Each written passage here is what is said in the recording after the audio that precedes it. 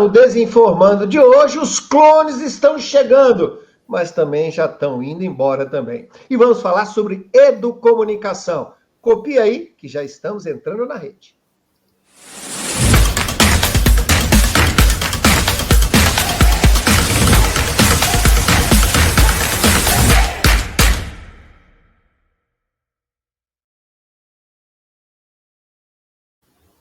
Olá, seja muito bem-vindo. Eu sou o professor Cláudio Magalhães e do meu lado aqui o o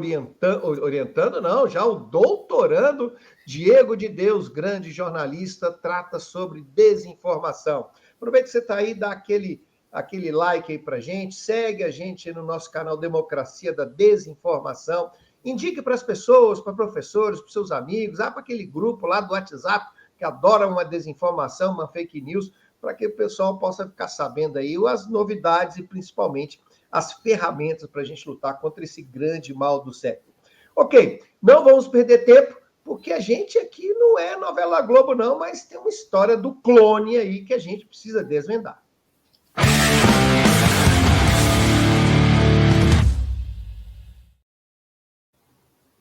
Diego, o seguinte, a gente sabe aqui, de vez em quando, que alguns assuntos nas fake news são meio que recorrentes. Embora a gente acho que nunca tenha tratado aqui nos nossos programas, mas quem acompanha fake news sabe que de vez em quando volta essa história dos clones.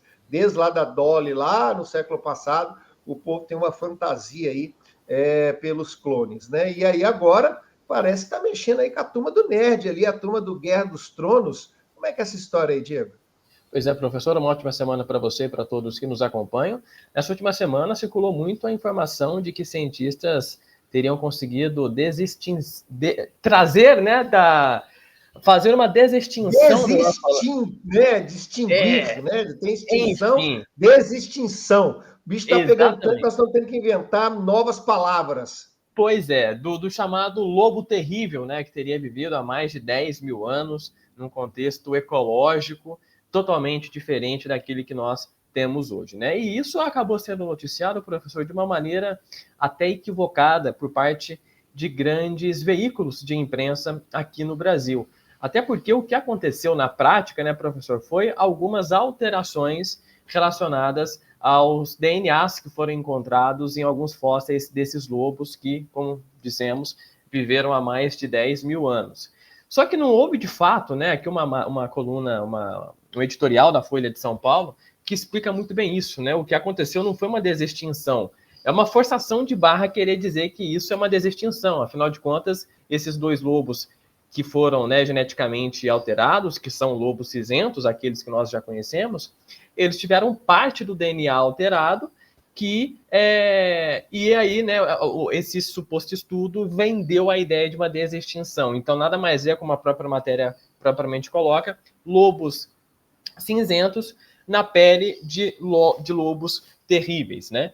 Então, assim, dificilmente esses mesmos lobos vão caçar aí mamutes ou vão correr de outros animais, porque isso não existe hoje em dia. Então, falar numa desextinção é uma forçação de barra, sem falar também dos próprios perigos que isso pode trazer, né? Quer dizer, qual que é o impacto... Agora eu posso distinguir qualquer animal, depois eu trago eles de volta.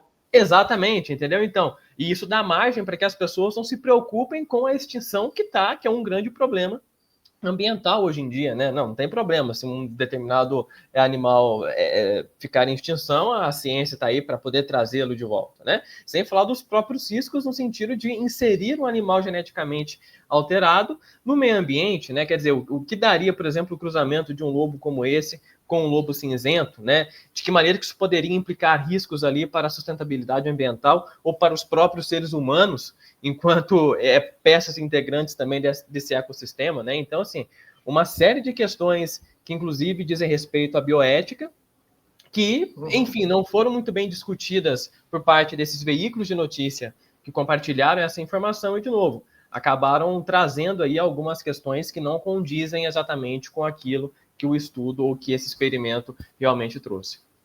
E é uma coisa complicada que você, até essa semana, num outro projeto que você estava conversando comigo, dizendo como é que as pessoas podem identificar as fake news, né? E você dizendo que, ao mesmo tempo, você pode ter uma completa falta de informação, ou ao contrário, uma quantidade enorme de informação que confunde a cabeça das pessoas.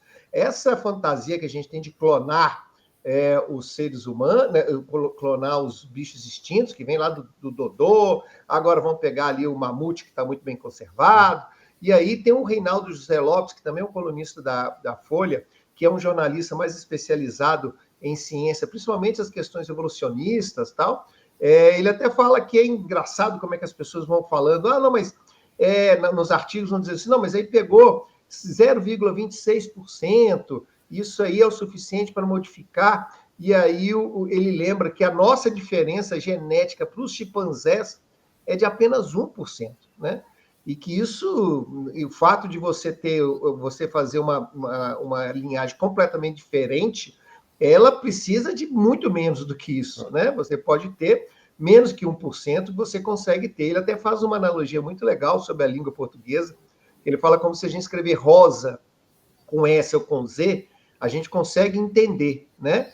Vai dizer que ele está com um problema ali ortográfico e tal, mas se você escrever roça com C cedilha, muda completamente o sentido da palavra. E aí a mesma coisa acontece com a genética. Se você tiver uma coisinha pequenininha ali, você já muda a espécie completamente, como inclusive aconteceu com a gente. E aí se fala muito desses usos de números para um pouco meio que falar que é uma coisa possível, ou pelo menos nesse momento possível, quando a realidade está muito distante de ser. E o negócio, né, Diego, que essa história do clone, ela não para aí, né? Quer dizer, o pessoal está fantasiado isso também em relação aos seres humanos, mas isso a gente vai ver no próximo quadro lá do Fake Old, porque antes você está vindo também com uma discussão que é importante, né? Que como é que a gente, então, ajuda as pessoas a se educar? Toca aí.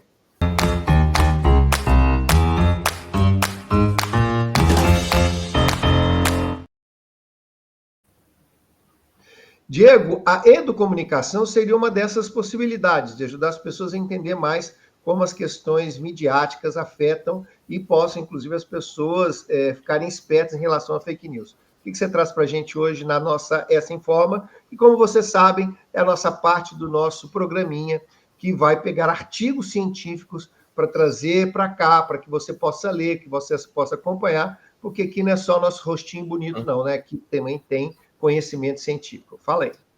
Exatamente, professor, um artigo do Citelli, do Ismar Soares e também da Maria Vassalo de Lopes, lá do pessoal da USP, né? Que aqui no Brasil é a grande referência quando a gente está falando de educomunicação, né?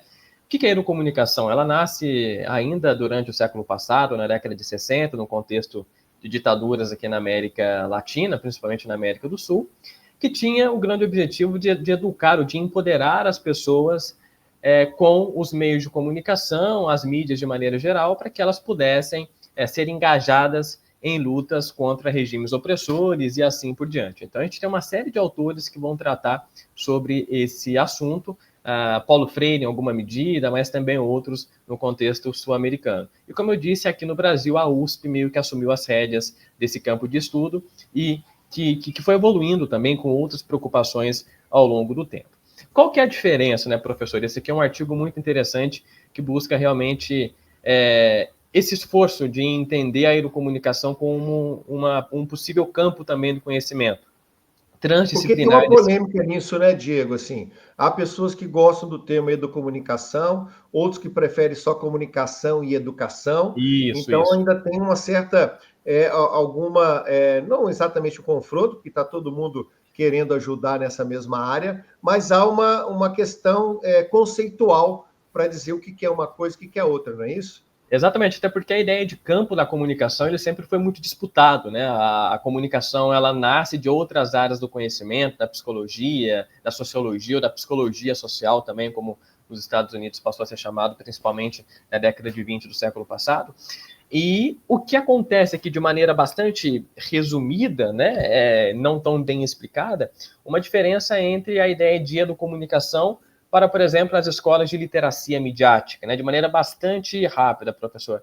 A educomunicação, ela pretende criar um campo inter e transdisciplinar relacionado à ideia de comunicação e educação, meio que tentar juntar esses dois campos. Só que, como a gente já disse, a ideia de campo de conhecimento da comunicação já é algo muito disputado e a própria ideia do campo da educação também. Então, Sim. até que ponto isso pode ser possível ou não? Diferentemente da literacia midiática ou dos estudos que tratam desse assunto, que muito mais pretendem colocar a comunicação no processo educacional e a educação no processo comunicacional, trazendo as contribuições dos dois lados, com as suas limitações, mas ainda assim tentar caminhar a partir disso. Então, uma diferença bastante simples aqui, tentando resumir para o pessoal, mas é basicamente isso. Então, vale a pena a leitura do artigo, porque trata justamente desse esforço de tentar localizar e tentar entender a educomunicação também como um campo de conhecimento. Não é clone da comunicação e educação, na realidade é um novo campo de discussão, de debate, que é sempre necessário ter e sempre um agrega ao outro. Porque clone que passa vergonha mesmo, foi esse que a gente vai voltar agora a dizer sobre ele.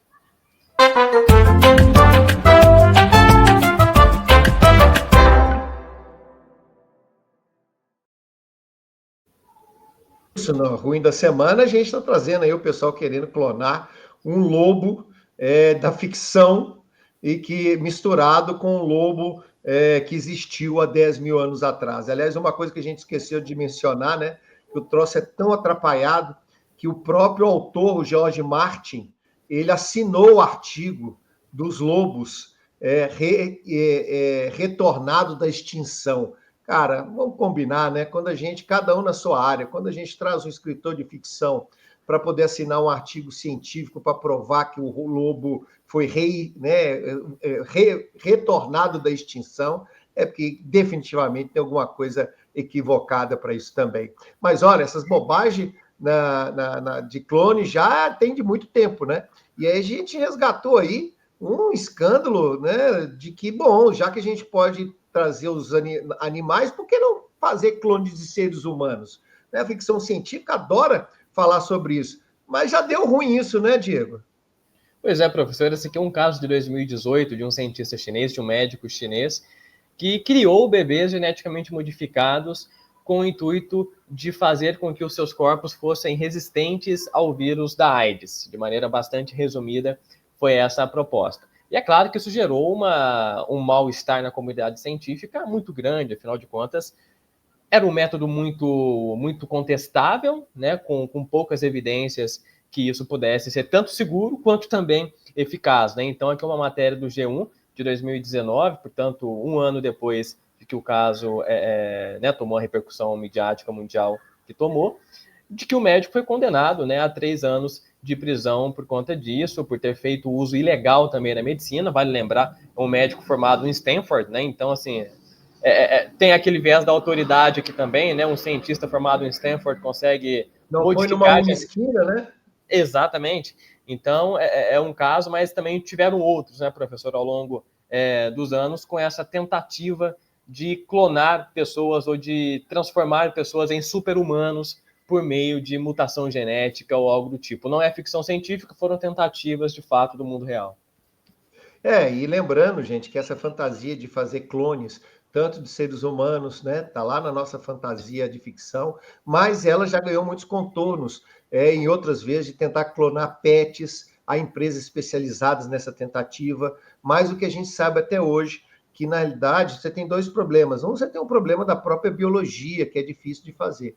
E segundo, que mesmo que você recria o ser, mesmo que seja um pet ou um ser humano, na realidade não vai ser idêntico ao outro, porque tanto os seres humanos quanto os pets, eles são criados no ambiente cultural, e cada vez que ele nasce, ele tem uma carga ali de ambiente ali que vai transformar, vai fazer desse sujeito. Afinal de contas, a gente não é só biologia, não é isso? Ficar esperto que quando falou clone, pode saber que provavelmente tem uma fake news atrás disso aí. Vamos lá para uma nova dica para a turma de hoje?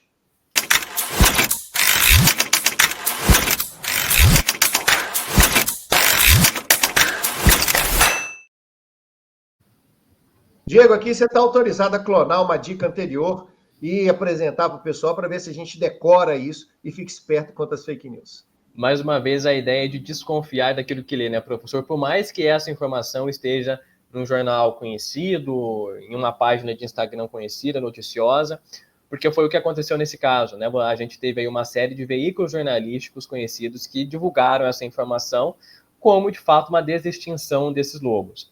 E tudo num tom muito alarmista também, né, professor, em alguma medida. No Instagram, por exemplo, a maioria das notícias que eu vi relacionadas a esse caso sempre tinha ali em caixa alta, né, em letras maiúsculas, a inicial chocante: cientistas conseguem trazer de volta à vida lobos extintos há 10 mil anos. Então, além de tudo isso, você tem ali a caixa alta, você tem um ponto de exclamação, você tem um discurso que pretende muito menos do que levar a informação, mas vender esse possível avanço científico inacreditável, né? Então, assim, é muito importante a gente ter essa leitura entre linhas para conseguir entender o que aquele discurso, o que aquela notícia, o que aquela informação de fato está querendo passar para a gente, para além das palavras que estão escritas, muitas vezes objetivos por trás aí que a gente desconhece, mas que a gente precisa ficar atento. Fiquemos espertos aí, pessoal. E olha só, não entre em qualquer clonagem, não. Fica aqui no Desinformando. Semana que vem estamos de volta. Um abraço. Até a próxima, pessoal. Até mais.